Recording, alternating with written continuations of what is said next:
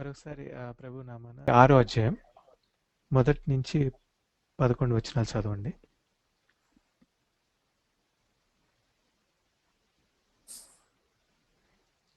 కీర్తన 46వ అధ్యాయం.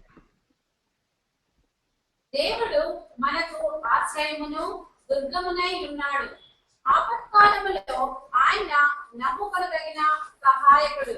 కావున భూమి మార్పు నొందినను, నడి సముద్రములలో పర్వతములు మునిగినను, వాటి జలములు ఘోషించుచు నురుగు కట్టినను, ఆ పొంగులకు పర్వతములు కదిలినను, మనము భయపడము.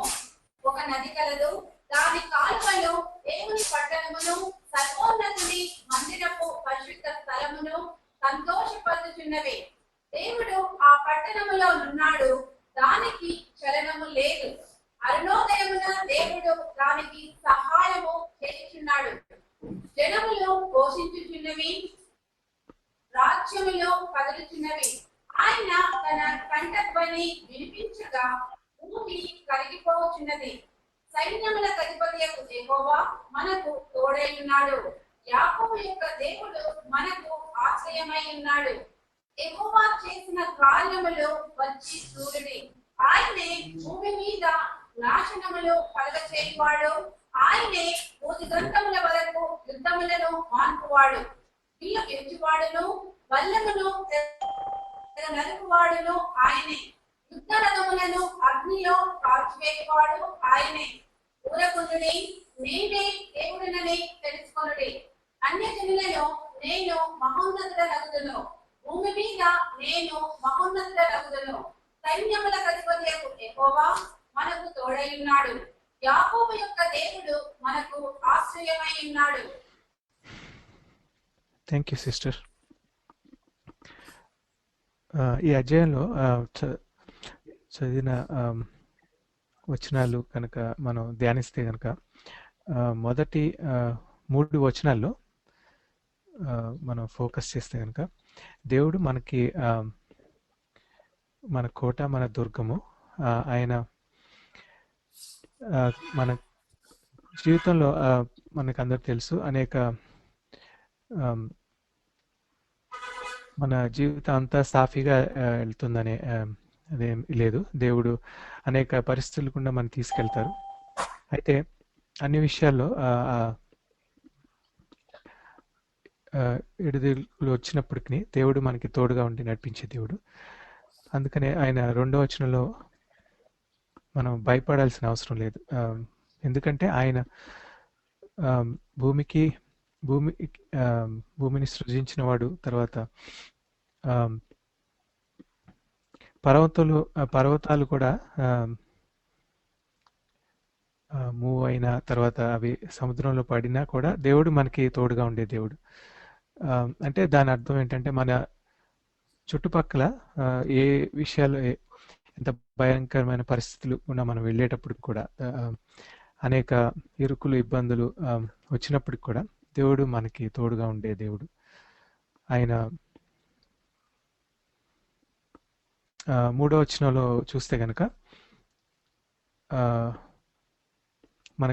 మీరు చాలామంది, కొంతమందికి మీకు అనుభవం ఉండొచ్చు. మహాసముద్రంలో అగాధ జలంలో నీరు, మీరు ఎవరైనా ఎప్పుడైనా షిప్లో వెళ్ళినప్పుడు మీకు తెలుస్తుంది, ఆర్ అట్లీస్ట్ ఓషన్ బీచ్కి వెళ్ళినప్పుడు అలలు మీరు చూడొచ్చు. పెద్ద పెద్ద అలలు మీదకి వచ్చేటట్లుగా మనం చూస్తాం. అయితే పెద్ద షిప్లో ఉన్నప్పటికి కూడా మొత్తం షిప్ అంతా అలలు వచ్చినప్పుడు మొత్తం కదిలిపోతూ ఉంటుంది. అయినా అటువంటి పరిస్థితిలో కూడా దేవుడు మనకి తోడుగా ఉన్నాడు అనేది మనం మర్చిపోకూడదు. ఒకసారి ఇర్మియాకి రాసిన గ్రంథము 5వ అధ్యాయం 22వ వచనం ఎవరైనా చదవండి.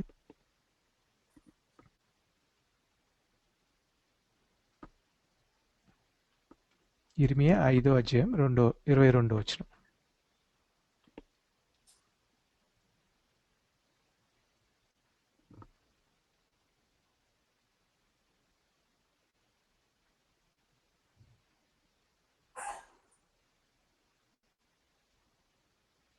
ఇర్మియా 5:22 వచ్చి.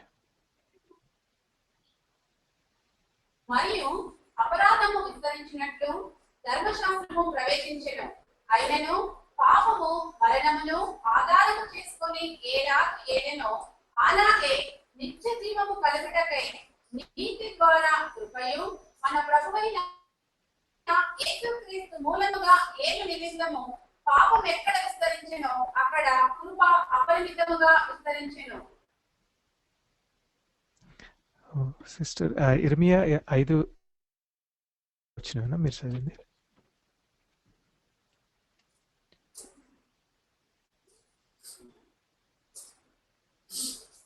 దాట లేకుండానట్లును దాని తరంగము ఎంత పొందినను అవి ప్రబలలేకయు ఎంత ఘోషించినను దాని దాటలేకయు ఉండునట్లును నిత్య నిర్ణయము చేత దానికి ఇసుకను సరిహద్దుగా నియమించిన నాకు మీరు భయపడరా?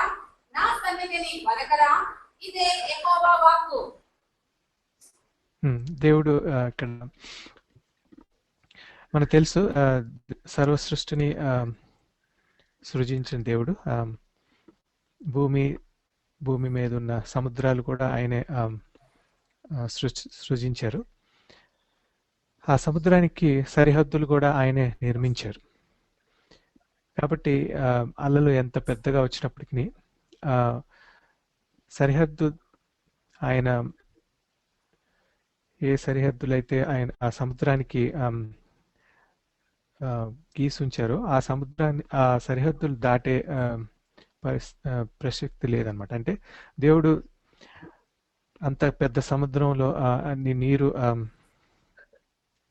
ప్రవహించినప్పటికీ ఆయన గీసిన గీతని దాటడానికి వీల్లేదు. కాబట్టి మన జీవితంలో కూడా సముద్రం లాంటి పెద్ద పెద్ద అలలు లాంటి పరిస్థితులు రావచ్చు. అనేక ఇరుకులు, ఇబ్బందులు, భయంకరమైన పరిస్థితులు కొన్నిసార్లు రావచ్చు. అయినప్పటికీ దేవుడు సర్వానికి సమస్తానికి అధికారి కాబట్టి మన జీవితంలో మన ప్రభువుగా ఆయన ఉండి మన పక్షాన ఆయన అన్ని పరిస్థితులు మనకి హాని కలగకుండా, తర్వాత ప్రవాహ జలంలో మనని ముంచివేయకుండా ఆయన కాపాడే దేవుడు. అయితే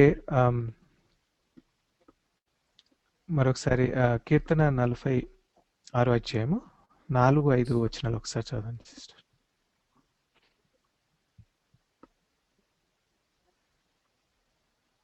దరిద్రులనైనను త్రోవ విడిచి అబద్ధముల తట్టు తిరుగువారినైనను లక్ష్య పెట్టగా యెహోవాను నమ్ముకొనువాడు ధన్యుడు. యెహోవా నా దేవా, నీవు మా ఎడల జరిగించిన ఆశ్చర్య క్రియలు, మా ఎడల నీకున్న తలంపులను వాటిని వివరించి చెప్పేదనుకుంటున్నా. అవి లెక్కకు మించి ఉన్నవి. నీకు వాడకడును లేదు. కీర్తన 46 4 వచ్చిన చదవండి సిస్టర్. దేవుడు ఆ పట్టణములో ఉన్నాడు, దానికి చలనము లేదు. అరుణోదయమున దేవుడు దానికి సహాయము చేస్తున్నాడు. జనములు ఘోషించుచున్నవి, రాజ్యములు కదులుచున్నవి. ఆయన తన కంఠధ్వని వినిపించగా భూమి కరిగిపోతున్నది. ఓకే, ఇక్కడ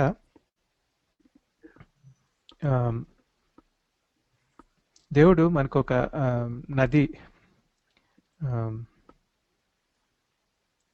యుద్ధ ఆయన మనకి నివాసము కలగచేసినట్లుగా మనం చూస్తున్నాం. మీకు చాలా మందికి మీరు నదులు చూసి ఉండొచ్చు. తర్వాత నదుల చుట్టూతా కనుక చూస్తే పచ్చని పొలాలు, పంటలు పండుతాయి. ఎందుకంటే ఆ నదిలో నీరు ప్రవహిస్తుంది కాబట్టి. ఆ చుట్టుపక్కల దేశం అంతా ఆ, చాలా ఫర్టైల్ ల్యాండ్ ఉంటుంది అక్కడ. అయితే అనేక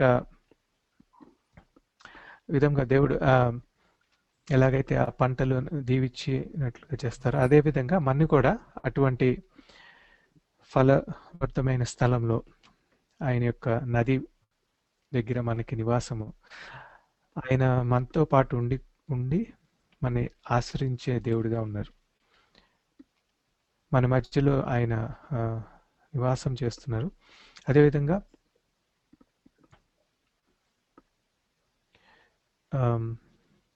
కీర్తన 65:9 వచనం చదవండి సిస్టర్. కీర్తన 65:9.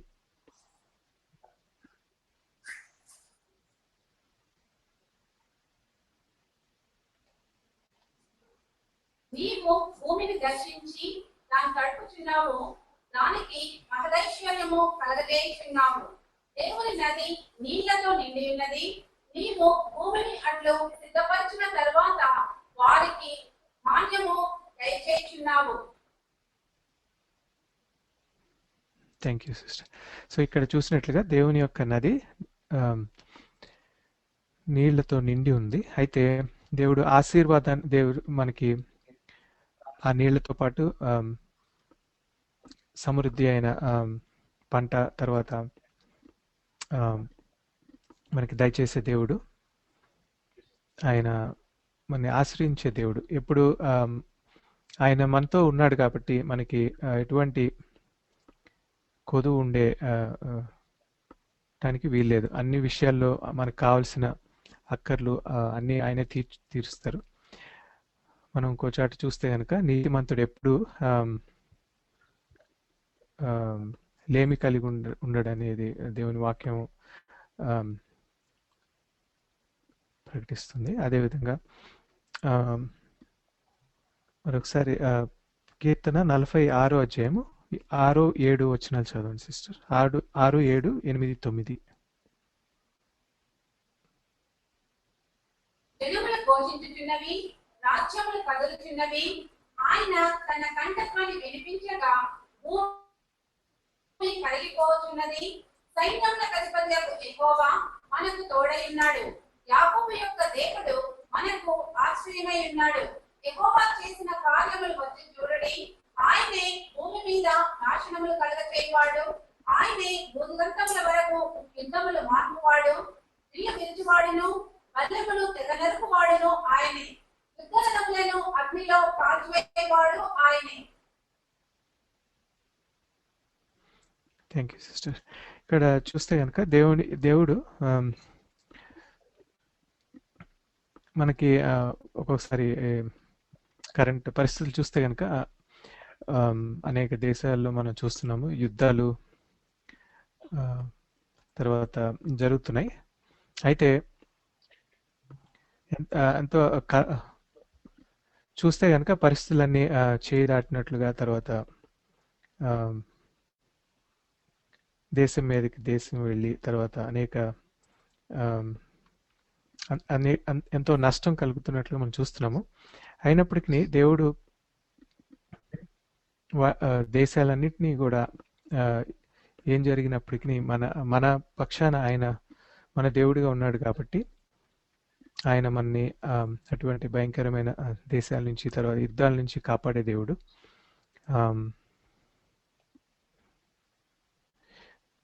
ఒకసారి జెఫన్యా 3:15 వచనం చదవండి.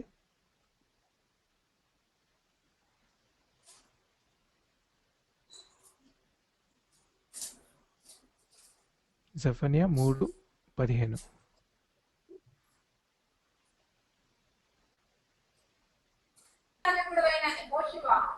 నీ ఎదుట కూర్చుండు నీ సహకారులు సూచనలుగా ఉన్నారు.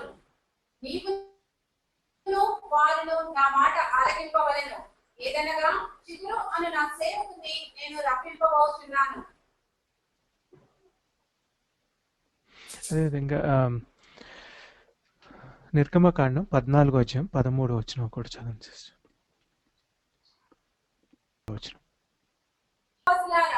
ఉత్సాహధ్వని చేయుడి, ఇశ్రాయేలీయులారా జయధ్వని చేయుడి.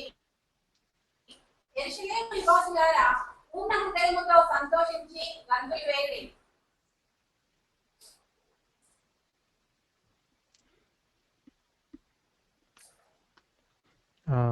తర్వాత రెండో దినవృత్తాంతాలు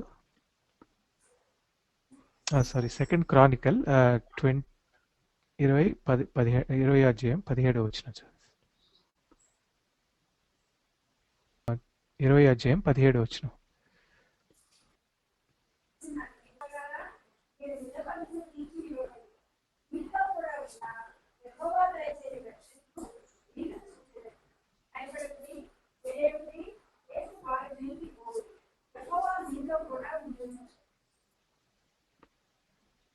థ్యాంక్ యూ సిస్టర్.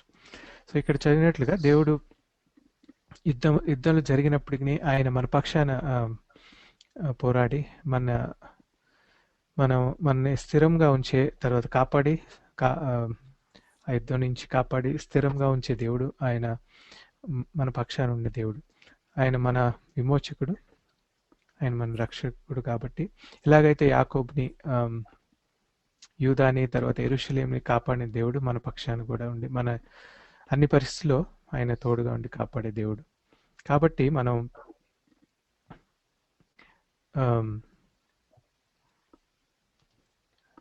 యాకోబు దేవుడు ఎలాగైతే యాకోబుని ఆయన జీవితంలో అనేక కష్టాలు గుండా వెళ్ళినప్పటికీ ఆయనతో ఉండి అంతం వరకు ఆయన్ని కాపాడి ఆశ్రయించారు. అదేవిధంగా మనం కూడా ఎప్పుడైతే మనం ఆయన యందు నమ్మకం ఉంచి ఆయన మీద ఆధారపడినప్పుడు అన్ని పరిస్థితుల్లో ఆయన మనని కాపాడుతూ నడిపిస్తారు. కాబట్టి గొప్ప దేవుడు మన పక్షాన ఉండి మన మధ్యలో ఉండి అగాధ జలం నుంచి కానీ, తర్వాత శత్రువుల నుంచి కానీ, యుద్ధాల నుంచి ఉన్నప్పటికీ మన మధ్యలో ఆయన ఉండి మనని కాపాడే దేవుడు. కాబట్టి ఆయన యందు విశ్వాసం ఉంచి ఈ జీవితంలో మనం కూడా ఆయన మీద ఆధారపడి ఆయనకి మొరపెట్టుకున్నప్పుడు అన్ని విషయాల్లో మనకి సహాయంగా ఉండి మనం నడిపించే దేవుడు మన గొప్ప దేవుడు. కాబట్టి కొంత సమయము ఆయన్ని ఆరాధిద్దాము. బ్రదర్